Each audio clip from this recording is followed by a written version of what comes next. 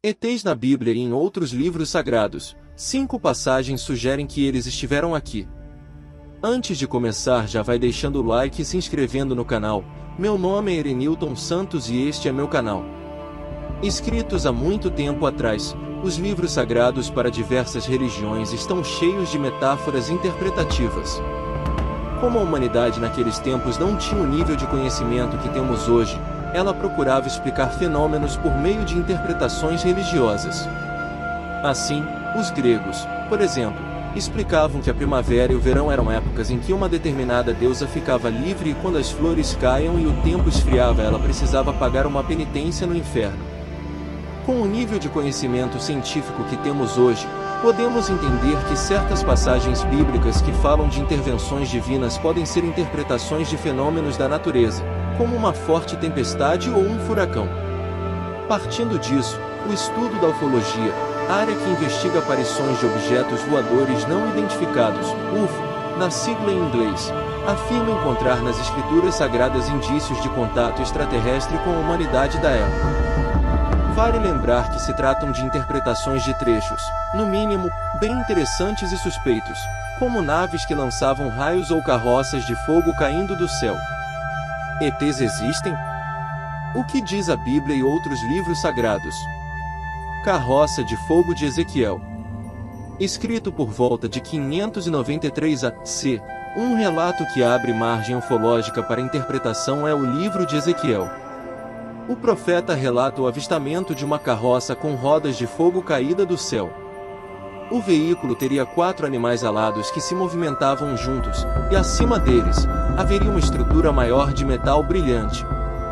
Para o escritor suíço Erich von Däniken, autor do livro Eram os Deuses Astronautas, de 1968, as palavras de Ezequiel claramente se tratam de um avistamento de nave alienígena. Segundo o suíço, ele estaria presenciando o pouso de uma aeronave. O livro de Enoque.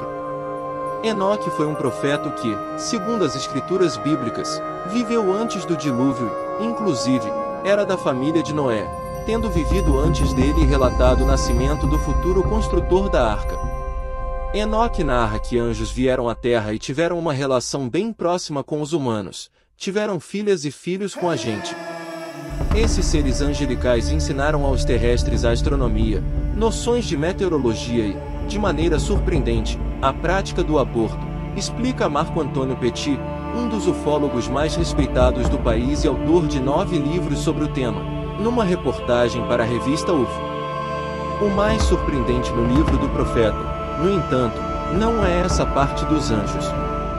Segundo as escrituras, Enoque teria visitado uma estranha habitação nos céus, feita inteira de cristais. Nuvens e névoa convidaram-me, estrelas agitadas e brilho de relâmpagos impeliram-me e pressionaram-me adiante, enquanto ventos na visão assistiram meu voo, acelerando meu progresso. Eles elevaram-me no alto ao céu.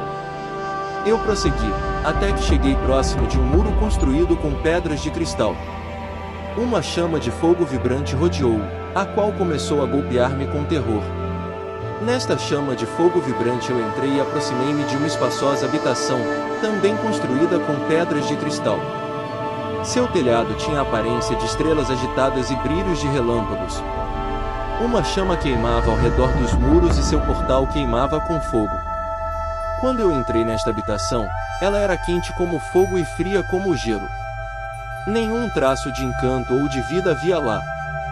Tudo parece indicar que Enoque visitou algum tipo de estação espacial, interpreta Petit. Sua descrição não é muito diferente dos depoimentos atuais relacionados às abduções. Veículos voadores da Índia.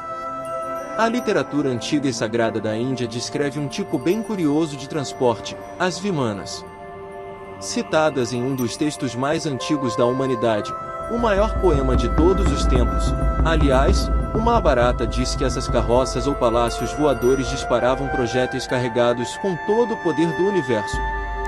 Há trechos, compilados por volta do século IV a.C., mas muito mais antigos que isso na tradição oral, falando sobre uma coluna incandescente de fumaça e fogo, tão brilhante quanto 10.000 sóis, uma arma desconhecida, um raio de ferro, um gigantesco mensageiro da morte. O rei sumério que viu a terra de cima. O poema épico mais antigo da humanidade foi escrito pelos sumérios e compilado em tábuas por volta do século VII. Se relata a epopeia de Gilgamesh, um rei semideus desse povo. Vários ufólogos acreditam que o texto narra diversos encontros de humanos com tecnologias que não poderiam ser daquela época. Um dos exemplos é a passagem em que o protagonista vê uma porta que fala. Não hesitamos em identificar esse fenômeno singular como produzido por um alto-falante, defende o escritor suíço Danique. Outro trecho mais estranho ainda é quando Gilgamesh é capturado pelas garras de bronze de uma águia que o leva muito alto ao céu. Quando perguntado pelo pássaro o que estava vendo, o herói descreveu que a terra parecia um mingau de farinha, e o mar era como uma barrica d'água. Para Danique, alguém deve ter visto o planeta de cima e contado seu ponto de vista. Acertado demais é o relato para poder ser puro produto da imaginação, argumenta o escritor. Carona na barriga do dragão. Segundo mitologia chinesa, o imperador amarelo Andi veio dos céus na barriga de um dragão.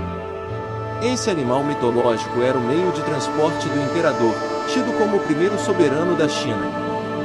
Como a lenda fala que certo dia o dragão voou aos céus e não voltou mais, ufólogos consideram que seja a interpretação de uma nave na qual Andi viajava.